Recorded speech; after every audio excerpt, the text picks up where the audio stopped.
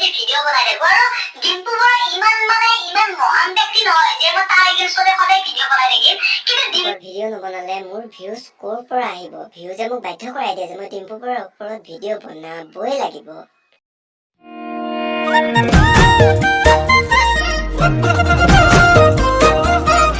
নমস্কাৰ সকলোকে মই জগত আপোনালোক সকলোকে পুনৰবাৰ মই মোৰ ইউটিউব চেনেললৈ স্বাগতম জনালো। আজি আমি কথা পাতিব ওলাইছো এফবি ইউটিউব সকলোতে চলি থকা ডিম্পু দাৰ চেণ্ডেলযোৰ বিষয়ে আৰু চাবচোন আপোনালোকে না এফবিটো অন কৰিব পাৰি না ইউটিউবটো অন কৰিব পাৰি না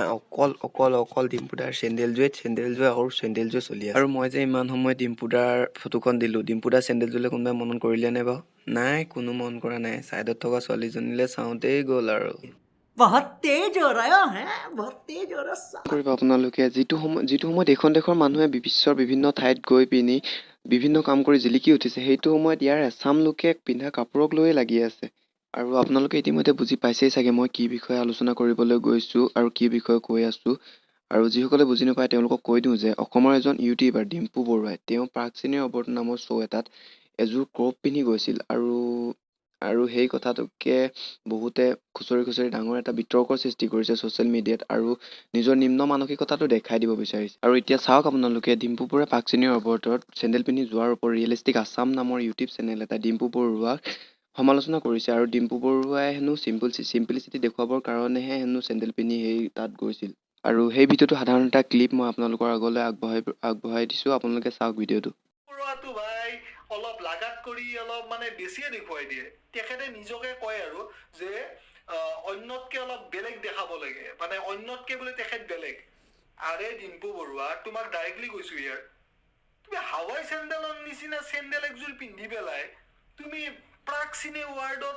তুমি প্ৰতিনিধিত্ব কৰিব গৈছা আমাৰ অসমীয়া ইউটিউব সমাজখনক কি তোমাৰ লেভেল ইয়াৰ তুমি অসমীয়া ইউটিউবাৰ্ছৰ তুমি কি মানদণ্ড ৰাখিলা তুমি অসমীয়া ইউটিউবাৰ্ছৰ কি সন্মান ৰাখিলা তুমি অসমীয়া ইউটিউবাৰৰ কি অস্তিত্ব ৰাখিলা ইউটিউবত দুটা চেনেলত 1 মিলিয়ন সাবস্ক্ৰাইবাৰ ভাল পইচা পোৱা তুমি ইউটিউবত 1 লাখৰ ওপৰত তোমাৰ